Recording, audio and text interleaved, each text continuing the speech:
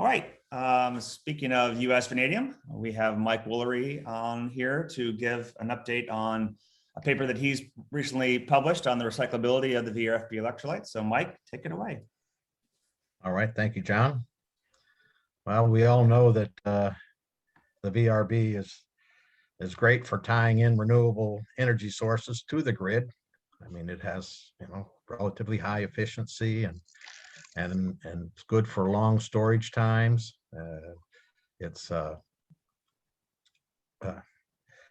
But the question now is what happens to all of this electrolyte at the end of the project life, or at the end of the battery life, or say if something happens to the electrolyte to make it unusable, what can be done with it? And that's what I'm going to address in this little discussion here. Next slide, please.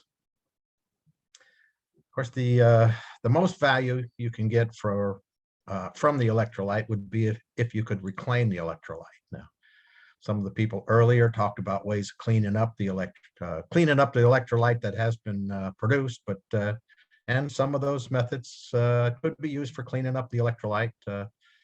There's some of the impurities can be precipitated, and those and other solids can be removed using filtration methods.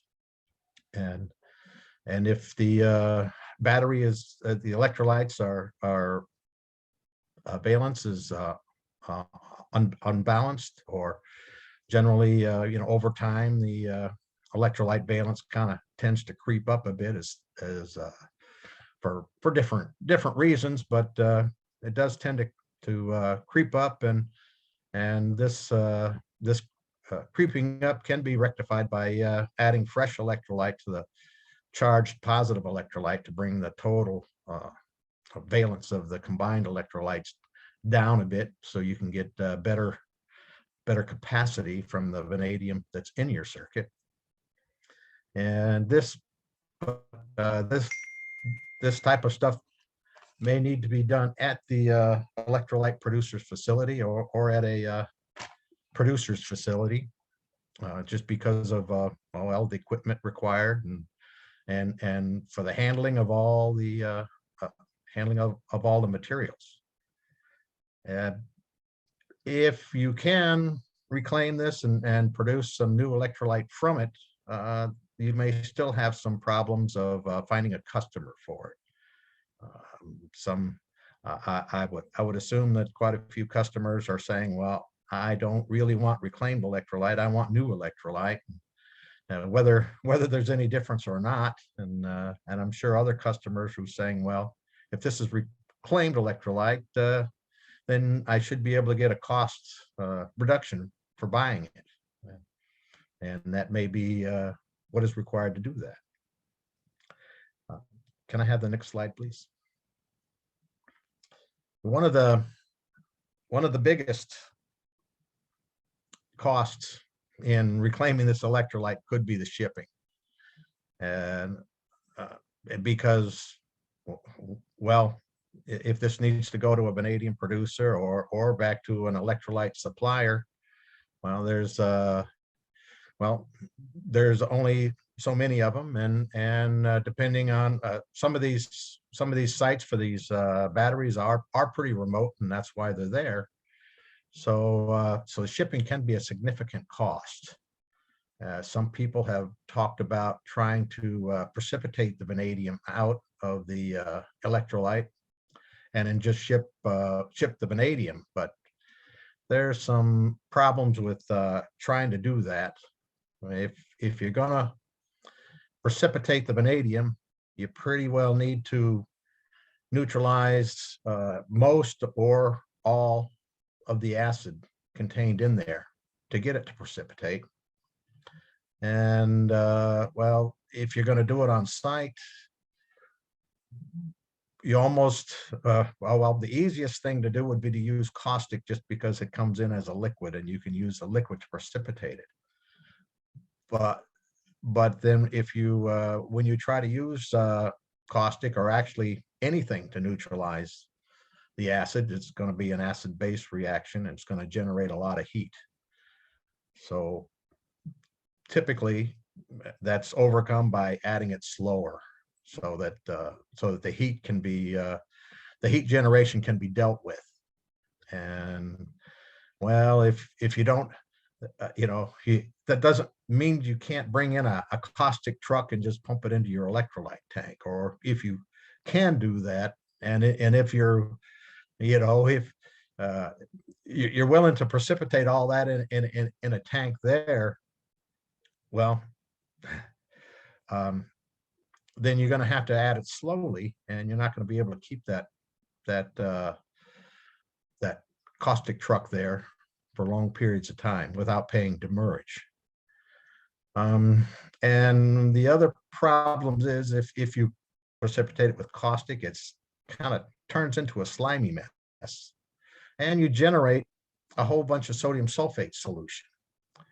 And from the work I've done trying to precipitate this, it also leaves some vanadium in solution. So the problem is now you're left with more solution than you had to start with. And you have, and it has to be disposed of. And now it doesn't have enough vanadium in it to, that anyone's going to be interested in that liquid. So you have the disposal of that liquid as a big problem. There's other things you can use to precipitate the vanadium. You can precipitate it with calcium, with a lime, which would be cheaper, a lot cheaper than caustic, because caustic is quite expensive. But the problem there is it's going to precipitate all your sulfuric acid if it's a typical sulfuric acid electrolyte. And basically what you will end up with is going to be a bunch of gypsum with some calcium vanadate in there. The grade of that material would probably only between 1% and 2% V2O5. So it's going to be hard to find economics for transferring that. And it's going to be hard to just add that to the electrolyte and have the whole thing. It won't go completely solid, but it will have some entrained liquid in there, but it would pretty much end up as being a solid. Now the liquid coming out of it is probably okay. It's probably clean enough to discharge. And if you do this, and if you can do this and somehow dig it out of wherever you're doing it, then you can probably dispose of it in a non-hazardous landfill. It will probably pass T-clip if you have some excess lime in there. So if it's just way too expensive to ship that electrolyte out, I guess that would be an alternative for handling it. But I think most people are gonna want to just ship the electrolyte out. It seems to me to be the best route to follow. In order to do that, you need a way to transfer the electrolyte from the battery or the storage bladders into a shipping container. And I don't know if I would hope that the battery manufacturers do allow some way for this to be done, perhaps using your transfer pumps. They're pumped to the battery, and perhaps you can pump that into a shipping container. But somehow you're going to need to be able to get that into the shipping container. And then the shipping costs are going to be probably very similar to those that you incurred when you shipped the fresh electrolyte out there, because it may likely go back to the same place. It's essentially the same volume of material. It's going to have similar shipping regulations because it's basically the same thing. So you can get an idea of what that shipping cost would be by looking at what your shipping costs were for the fresh electrolyte. And like the fresh electrolyte, because these shipping costs are so so high, that like, well, like the fresh electrolyte, you're gonna need several, production facilities basically all over the world, because you have these batteries all over the world. And if you can't ship it, shipping from continent to continent is not that, it was probably excessively expensive. And I would know it. I know that if I were shipping something, I would not want to ship a very corrosive liquid on a ship. At least I wouldn't want to be on that ship. And so I would think you're going to need electrolyte reprocessing facilities pretty much all over the world as well. And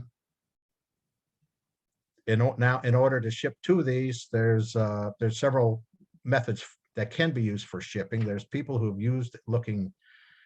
looked at using acid trucks for shipping the electrolyte to battery applications, and which they can do, and which I imagine you can if you have pumping facilities at your battery. You can fill up a truck and send it back, and actually that would be a little bit better than shipping the fresh electrolyte out, and that would be because if you ship electrolyte to a battery location, well, after they unload that, they have to wash out that truck before they can use it for something else. So basically, you won't be able to wash out the truck there. So you're going to have to ship it back, bring the truck back to the vanadium facility to wash it out, or to fill it up with more electrolyte for another trip. However, if you're shipping from a battery application back to the production facilities, well, they can bring the spent electrolyte back, and then they can then after emptying the truck, they can wash the truck out there, and even backhaul fresh sulfuric acid for another customer or something. So you might save a little bit in shipping if you're using a truck. The other common method, and probably the most common method right now, is using these IBC totes, like the one pictured on this slide. Now these totes will have to be shipped empty to the battery site in order to be filled up. So you need to ship them both ways. And when they're brought back to the processing site, well, they can be stored in those totes until they're ready to be used. But if it's a big application where you're going to have thousands of totes, that's not very practical, and you're going to need a spent electrolyte storage facility at the processing, storage tank at the processing facility, in order to empty it. And then that way you can empty these totes, and then reuse the totes on the same, even for the same battery. Thank you. Pretty much the first thing you're going to need to do, if you can't reclaim this, reclaim it as a new electrolyte. If you're going to reclaim the vanadium, then you're going to need to oxidize it, because almost every vanadium processing plant basically oxidizes their vanadium before they put it in solution, because bivalent vanadium is quite soluble, and you're going to need to have it in the 5-valent form at some point in your process anyway, because almost all of the vanadium precipitation processes, ammonium metavanadate, ammonium polyvanadate, or red cake, they all involve 5-valent vanadium. So you have to have 5-valent vanadium in order to do that. Now, if you have a battery that is the electrolyte's fully charged, well, one of the electrolytes is going to be 5-valent, and perhaps that one can be used directly the other one would be 2-valent, and it would need quite a bit of oxidation. Or if you have the 3 and 4 if on a discharged battery, the 3 and 4-valent vanadium, well, then you're gonna need to oxidize them up. Now, there's several different routes for oxidation. One, it can be oxidized electrochemically. You can do it in an electrochemical cell, or you can even do it in a vanadium redox battery. But if you do it in the battery, you have to have something else in the battery that you're going to reduce.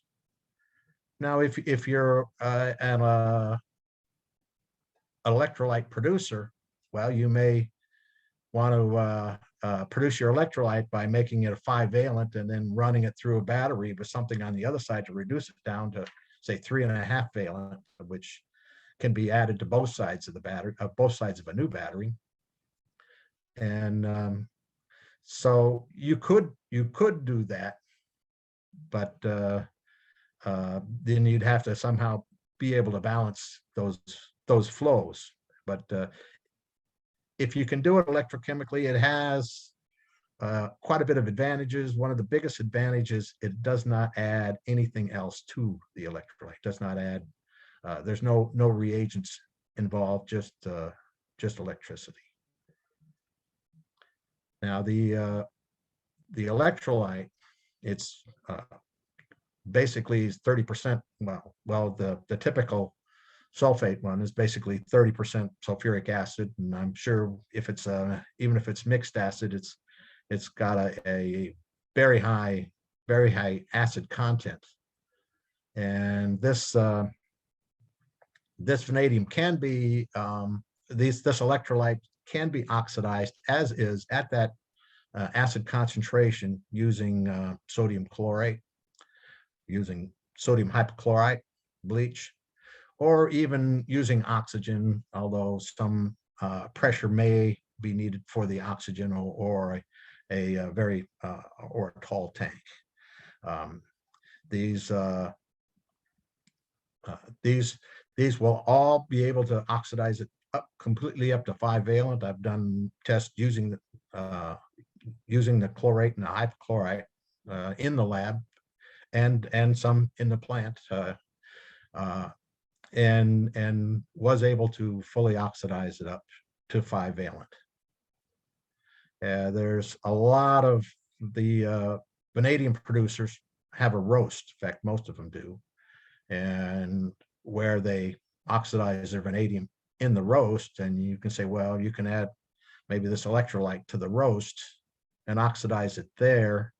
Well, true, it could be oxidized there, but with all that sulfuric acid or hydrochloric acid, it's going to put a whole bunch of SO2, SO3, HCl in the off gas, and that can give you problems in your off gas circuit, and it will require a lot of scrubbing before it can be released to the atmosphere.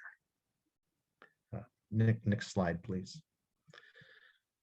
So I'm going to talk about the process considerations for processing this spent electrolyte at the different types of plants. And basically, these are the different types of plants that Terry talked about.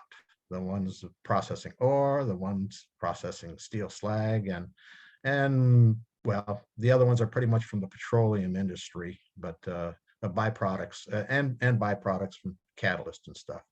Mike, we got about 5 minutes left. Okay, I'm fine. In a magnetite ore processing plant,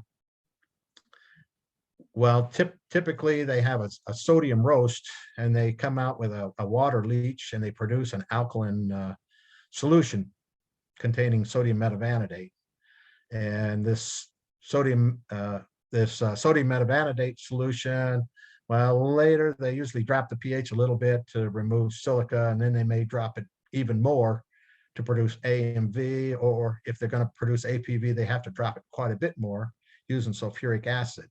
Now they can add this electrolyte at those places, and by doing that, they will save acid usage and not be penalized by the sulfuric acid or that's left in there. With steel slag, it's some of the same considerations, but sometimes they go alkaline, sometimes they go acid leaches, and then if they do it with an acid leach, they can just use that as part of their acid in there, and again, it'll be an acid savings. In alkaline leach plants, they don't want to add it in their leach because it would consume up too much of their alkali.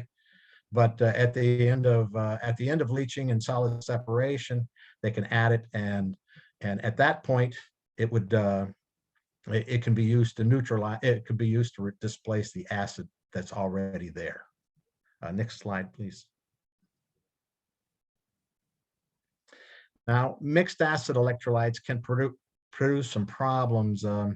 They talked about the HCl electrolytes, and this would be a problem in most ore processing facilities and some of the slag processing facilities, because they have a zero discharge circuit, and this would cause a buildup of chlorides in their circuit.